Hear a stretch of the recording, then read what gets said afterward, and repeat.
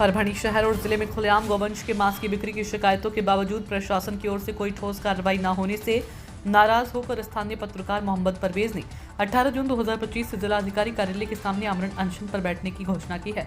परवेज ने बताया कि उन्होंने 12 जून को जिलाधिकारी परभणी को लिखित शिकायत सौंपी थी, जिसमें शहर में गौवंश मांस की खुलेआम बिक्री और कथित अवैध वध की जानकारी दी गई थी, लेकिन अब तक प्रशासन की ओर से कोई कार्रवाई नहीं की गई। मोहम्मद परवेज एक सक्रिय सोशल मीडिया पत्रकार है जो कि स्थानीय मुद्दों और जन समस्याओं को लगातार उठाते रहे हैं। अब जब उन्होंने इस गंभीर विषय पर आमरण अनशन का फैसला लिया है तो प्रशासन पर दबाव बढ़ना तय है। अब सवाल उठता है, क्या जिला प्रशासन इस गंभीर मुद्दे पर अब भी चुप रहेगा? क्या गौवंश हत्या प्रतिबंध कानून सिर्फ कागजों तक ही सीमित रहेगा? संवाददाता हनीफ शेख की रिपोर्ट। दिनांक 18/6/2025 रोजी श्री मोहम्मद परवेज हे गौवंश बंदी असताना बंदी घालण्यासाठी उपोषणासाठी बसले आहे, तर प्रशासन त्यांची दखल घेत नाही। तरी माननीय पोलीस अधीक्षक साहेबांनी, माननीय आयुक्त साहेबांनी कत्तलखान्यात कोणते जनावर कापत आहे, कोणती जनावरांची विक्री होत आहे, कोणीही यांच्याकडे लक्ष देत नाही। तर या गौवंश बंदीसाठी बसलेले श्री परवेज साहेब, मोहम्मद परवेज साहेब उपोषणासाठी बसले आहे।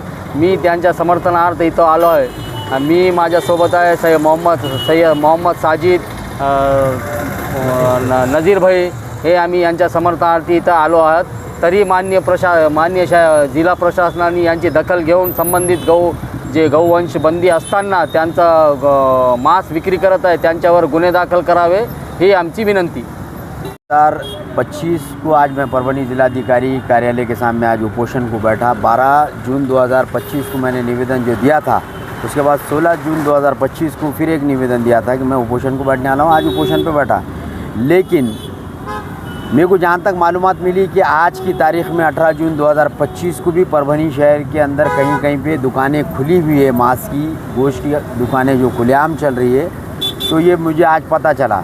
तो जैसे कि मैं उम्मीद करता हूँ कि परभणी ज़िला प्रशासन मेरे जो उपोषण बैठने की उसकी दखल लेगा और उसके बाद उन लोगों पर कार्रवाई करेगा जिस तरीके से जो गौवंश की हत्या करके मांस की दुकानों पे, जो गोश्त की दुकानों पे जो गोश्त खुलेआम आज की तारीख़ में 18 जून 2025 को भी मिल रहा है, खुलेआम दुकानें खुली, ऐसी पूरी मालूमात मिली। और मैं भी जब सुबह घर से निकला उपोषण पर बैठने के लिए, तो जब मैं रास्ते से आ रहा था तो कुछ जगहों पर दुकानें खुली देखने को मिली।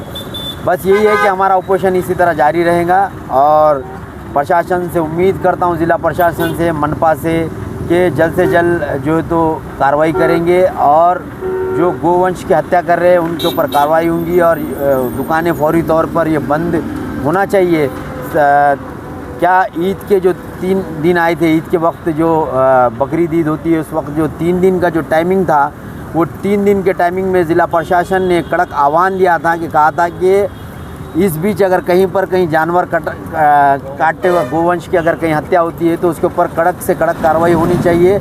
ऐसा प्रशासन की ओर से बयान आया था, बाज़ाब्ता मिनिस्टर लोगों की तरफ से भी बयान आया था। जो महाराष्ट्र के हुकूमत में मौजूद मिनिस्टर है उनकी तरफ से बयान आए थे कि इसके ऊपर कड़क अमलबजानी होनी चाहिए, ये जो कायदा लागू हुआ है इसके ऊपर अमल होना चाहिए। तो मैंने यही बात मेरी बताना चाहता हूँ कि जब 3 दिन के लिए इसको कड़क लाजिम किया गया था, कड़क तौर पर इसे कायम किया गया था, तो क्यों ऐसा नहीं हो सकता कि 365 दिन साल के बंद होना चाहिए? साल के 365 दिन ये गौवंश की हत्या बंद होनी चाहिए। ज़रूरी नहीं है, हुकूमत ने बता दिया कि आपको नहीं खाना चाहिए, आपको बंद करना चाहिए, तो फिर छुपते छुपाते ज़रूरी नहीं है ना खाना। ये हुकूमत के फ़ैसले को भी कहीं ना कहीं मानना पड़ेगा।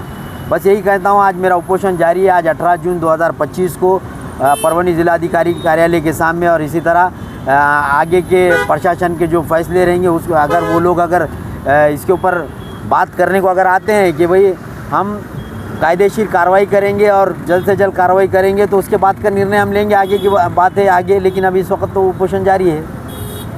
Thank you.